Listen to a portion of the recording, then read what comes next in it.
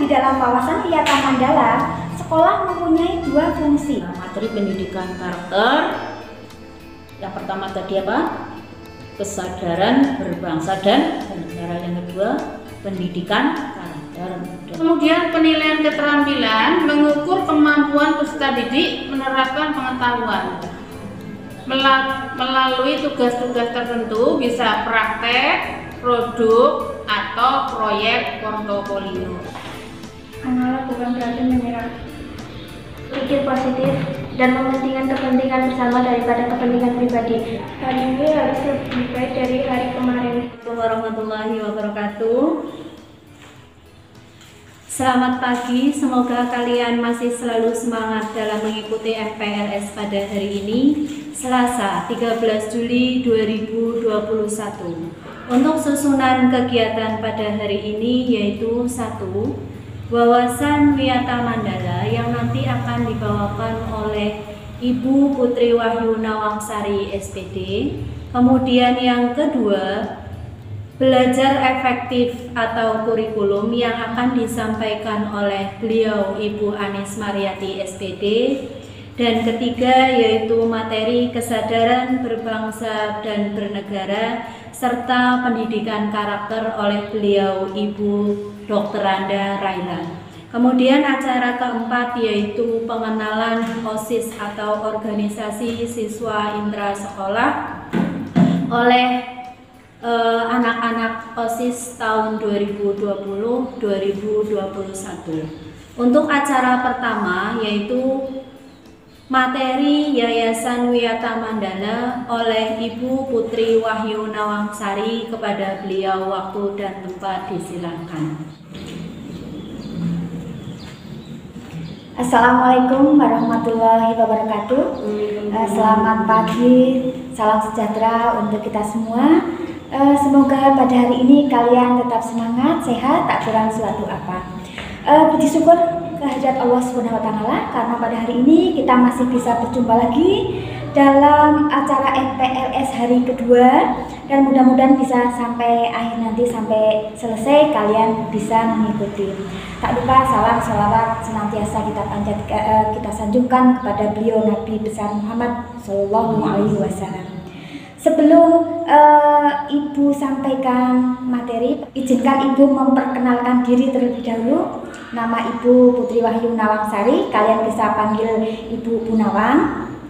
Kemudian sehari-hari Ibu mengampu mata pelajaran IPS.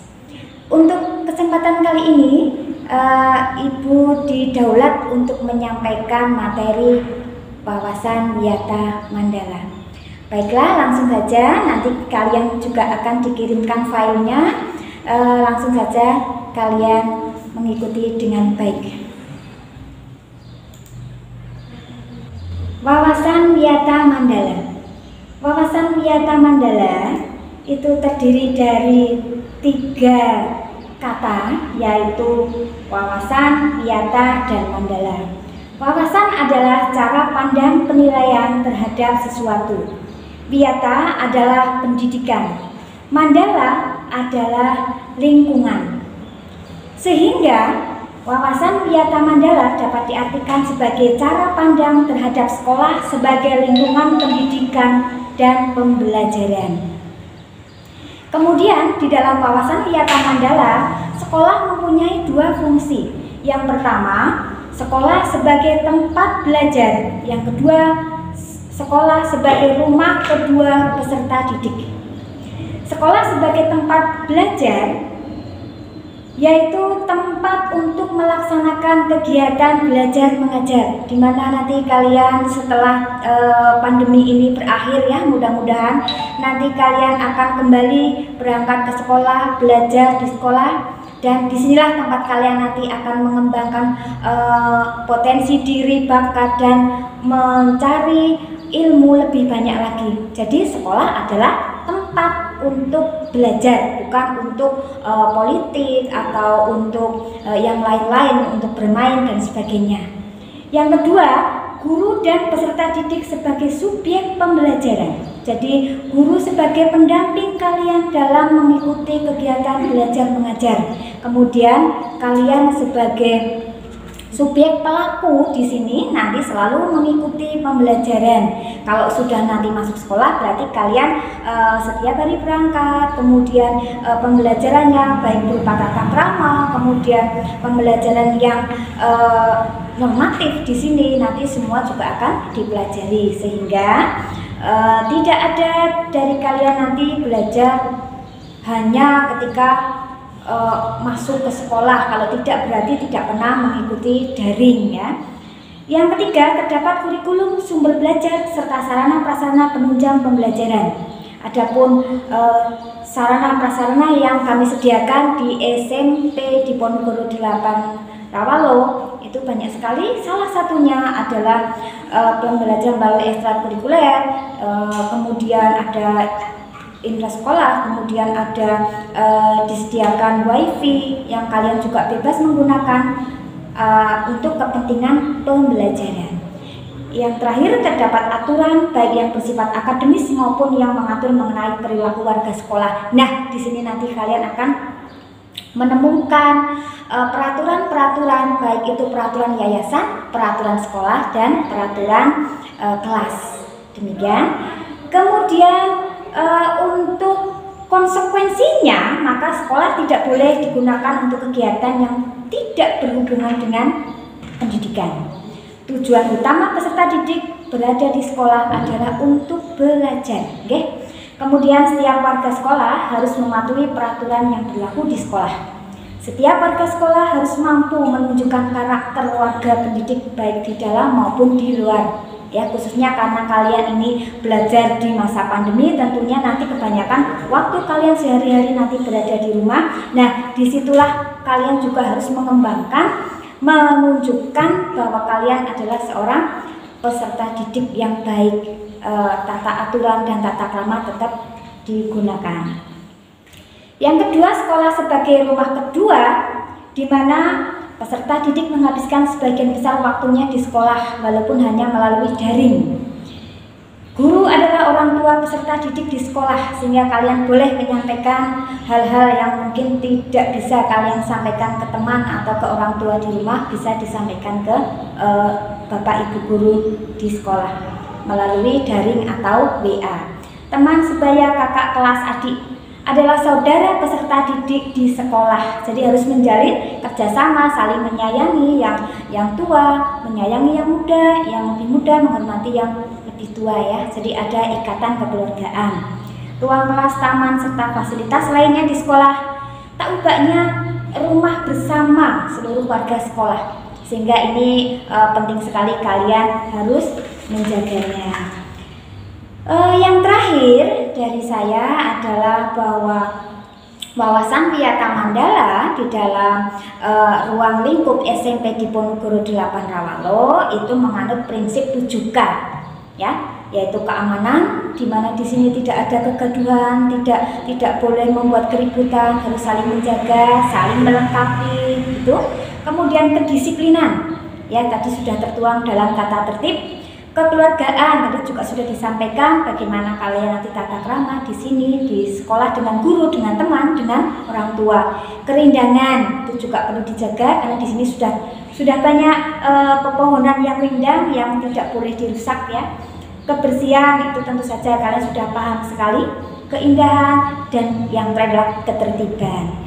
Kemudian ada tambahan dari saya bahwa nanti ketika kalian masuk ke sekolah SMP Diponegoro 8 Rawalo, nanti kalian menempati lantai 2 ya. Jadi kalau kalian masuk dari gerbang, nanti sebelah kanan ada tangga ke atas, kalian di lantai yang kedua itu untuk kelas 7. Mudah-mudahan kita akan bertemu lagi, bisa bertatap muka dalam keadaan sehat. Sekali lagi saya ucapkan selamat datang sebagai keluarga besar SMP Diponegoro 8 Rawalo. Akhir kata, semoga kalian bisa betah di SMP Diponegoro 8 Rawalo, dan semoga SMP Diponegoro 8 Rawalo dapat menjadikan tempat yang nyaman dan menyenangkan untuk pembelajaran kalian. Akhir kata, wabillahi taufiq wal hidayah. Assalamualaikum warahmatullahi wabarakatuh. Terima kasih kepada Ibu Putri Wahyu Nawangsari SPD atas materinya. Kemudian materi yang kedua itu adalah materi belajar efektif atau kurikulum yang akan disampaikan oleh Ibu Anis Mariati SPD. Kepada beliau waktu dan tempat dipersilahkan. Saya Anis Mariati. Saya kurikulum di SMP Diponegoro 8 ini Rawamangun. Selamat datang siswa-siswi baru di perguruan SMP Diponegoro 8 Rawamangun.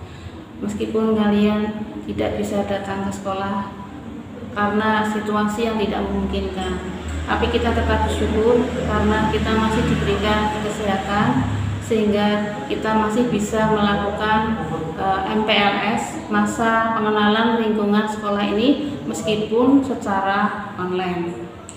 Saya di sini akan menyampaikan tentang pengenalan kurikulum. Kalian untuk saat ini akan menggunakan kurikulum 2013. Sebelumnya, apa sih yang dimaksud dengan kurikulum? Kurikulum yaitu seperangkat rencana dan pengaturan mengenai tujuan dan isi pelajaran yang akan kalian pelajari nantinya.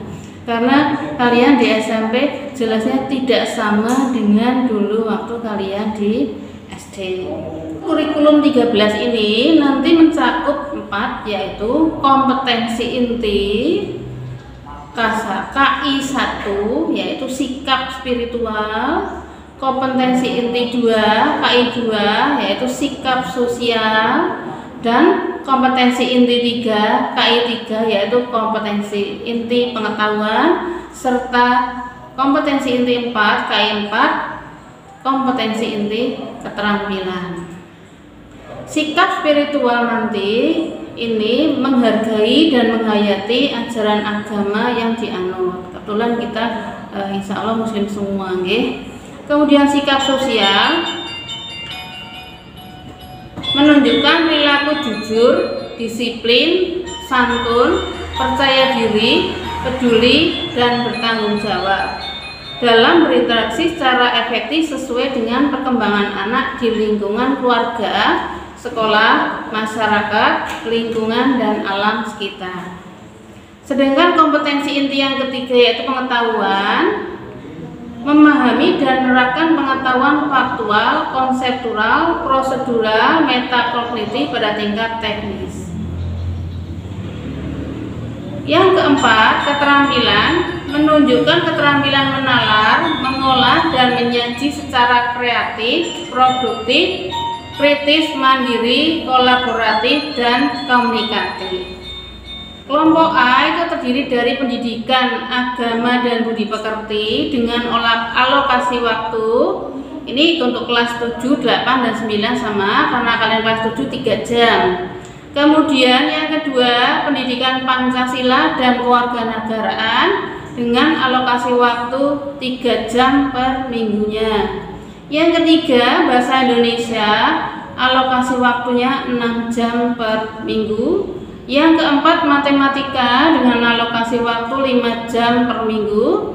Yang kelima, ilmu pengetahuan alam, alokasi waktu 5 jam per minggu. Kemudian yang keenam, ilmu pengetahuan sosial dengan alokasi waktu 4 jam per minggu. Yang ketujuh, bahasa Inggris, Sabtu Minggu nanti kalian akan bertemu dengan guru selama 4 jam. Kemudian kelompok B, seni budaya dengan alokasi waktu 3 jam per minggu. Yang kedua, pendidikan jasmani, olahraga, dan kesehatan dengan alokasi waktu 3 jam per minggu. Kemudian yang ketiga, prakarya atau informatika. Kebetulan nanti yang akan kalian terima prakarya dengan waktu 2 jam per minggu. Kemudian bahasa daerah atau bahasa Jawa, alokasi waktu 2 jam per minggu. Sedangkan untuk muatan lokal nanti ada aswaja dengan alokasi waktu 2 jam per minggu, fikih juga 2 jam per minggu, serta TIK atau informatika dengan alokasi waktu juga 2 jam per minggu. Itu untuk yang muatan lokal sekolah.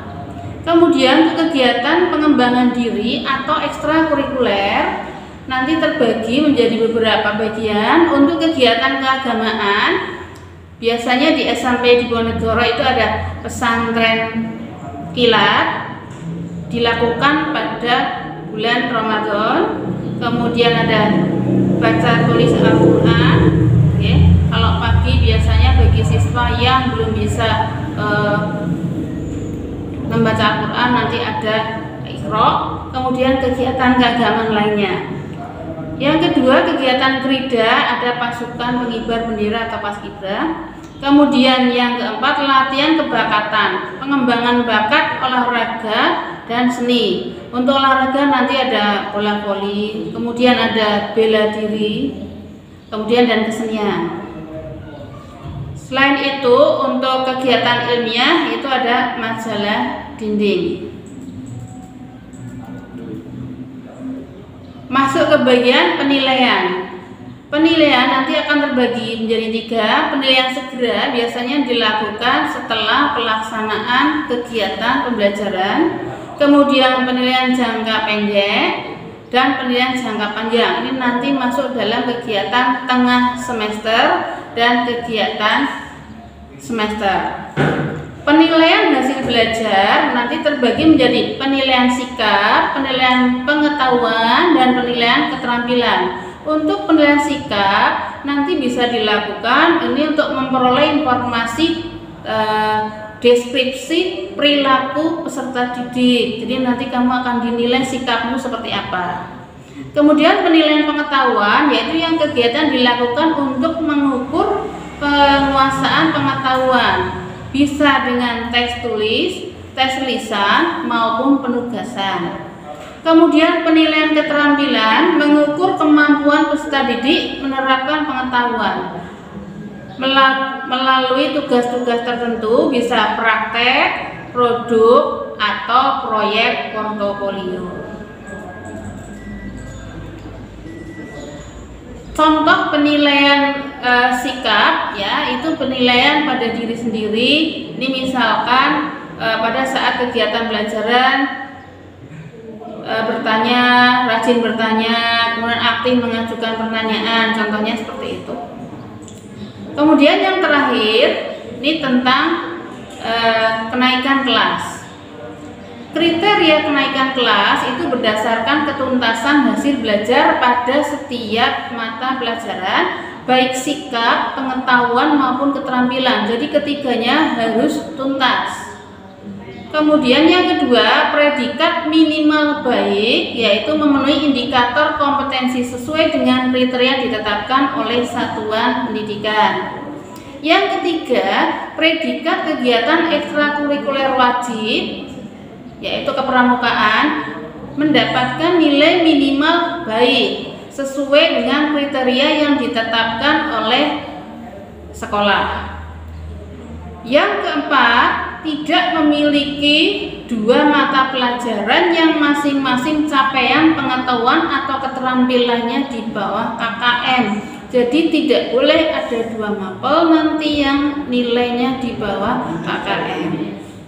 Kalau yang di atas KKM sudah tidak ada masalah.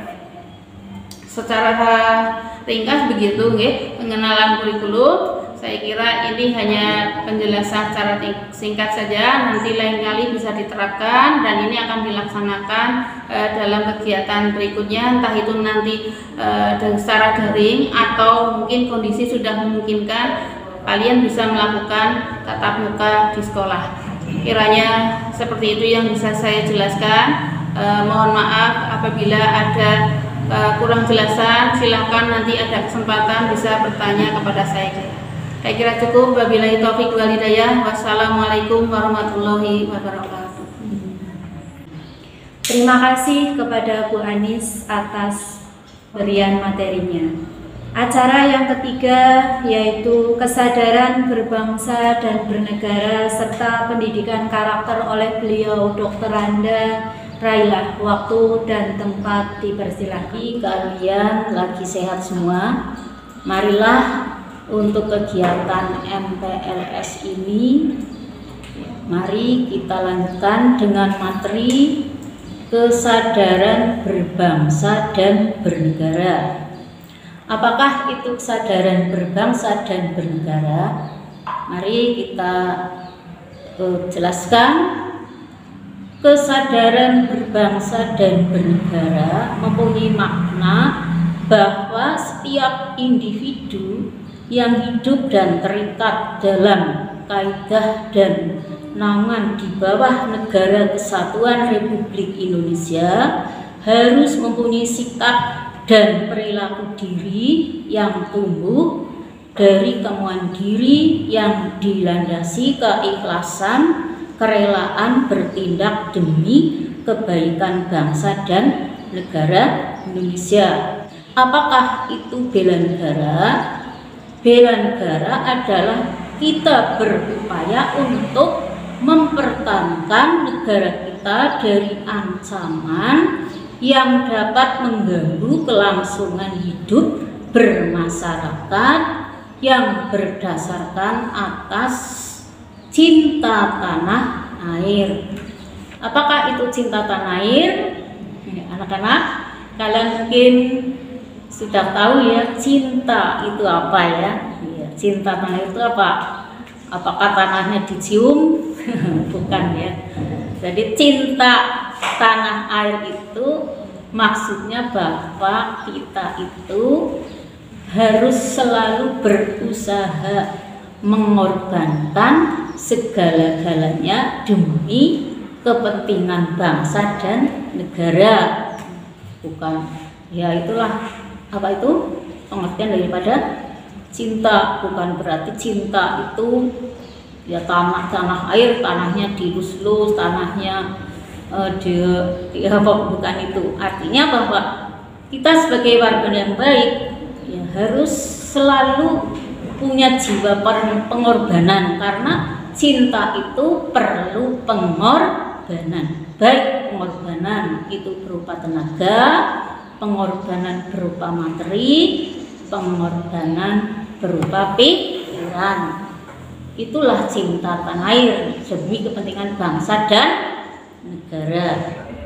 Kesadaran berbangsa dan bernegara itu merupakan sikap kita yang harus sesuai dengan kepribadian bangsa yang selalu dikaitkan dengan cita-cita dan tujuan hidup bangsanya. Yang ketiga, Pancasila. Kalian tahu bahwa Pancasila itu sebagai dasar negara atau fondasi daripada negara. Dasar itu fondasi. Oleh sebab itu, Pancasila bukan hanya dihafal, bukan hanya kita harus hafal saja Pancasila. 1. Ketuhanan yang Maha Esa. 2. Kemanusiaan yang adil dan beradab. 3. Persatuan Indonesia, dan seterusnya sampai 5. Tapi Pancasila itu betul-betul harus diamalkan dalam kehidupan sehari-hari. Kalian nanti sebagai siswi SMP di Ponorogo 8 Rawalo harus melaksanakan sholat 5 waktu. Itu wujud daripada pengamalan sila ke-1. Kemudian puasa pada bulan Ramadan, beribadah, berdoa, itu wujud pengamalan sila ke-1. Contohnya setiap belajar, setiap akhir pelajaran, kalau di SMP di Ponorogo 8 ini sudah terbiasa untuk diawali doa belajar dan juga doa akhir pelajaran. Itu wujud pengamalan sila ke-1. Sila kedua kedua itu apa? Bunyinya kemanusiaan yang adil dan beradab. Contohnya ya kalian mengamalkan sila kedua ini saling menengok orang teman yang sedang sakit, punya sifat peri kemanusiaan. Itu wujud pengamalan sila kedua, kemanusiaan yang adil dan beradab. Kemudian sila ketiga dan seterusnya itu kita harus amalkan dalam kehidupan sehari-hari. hari. Itu sebagai contoh saja tadi cara silap 1, 2, dan seterusnya persatuan kerakyatan itu ada sendiri. Persatuan ya kita ya kalian nanti sebagai siswa SMP di Pologoro 8 Rawalo biasanya ada suatu tugas-tugas harus ya selalu dilaksanakan, misalnya sebagai tugas piket harus dilaksanakan ya, itu wujud pengalaman silap 3. Keempat, demokrasi ya, kerakyatan yang dipimpin oleh hikmat kebijaksanaan dalam permusyawaratan perwakilan. Kalian sebagai siswa nanti harus suka berdemokrasi, misalnya dalam pemilihan pengurus OSIS itu harus dimusyawarahkan ya secara demokrasi. Kemudian keadilan 5 ya, keadilan sosial bagi seluruh rakyat Indonesia. Pengamalannya bagaimana ya? Ya kalian harus suka memberi pertolongan pada orang lain, suka bersifat adil ya, tidak dengan temannya itu tidak artinya adil itu tidak seberat sebelah ya, memperlakukan orang lain itu sesuai dengan haknya, jangan pilih kasih. Itulah untuk ya nilai-nilai yang ada dalam kesadaran berbangsa dan bernegara. Cukup sekian. Billahi taufiq wal hidayah. Wassalamualaikum warahmatullahi wabarakatuh. Terima kasih kepada Bu Railah atas materi. Semoga bermanfaat bagi anak-anak kita semua. Terima kasih untuk acara hari ini. Silakan kalian mengikuti dengan baik. Tetap semangat dan selalu jaga kesehatan dan jangan lupa terapkan protokol kesehatan. Wassalamualaikum warahmatullahi wabarakatuh.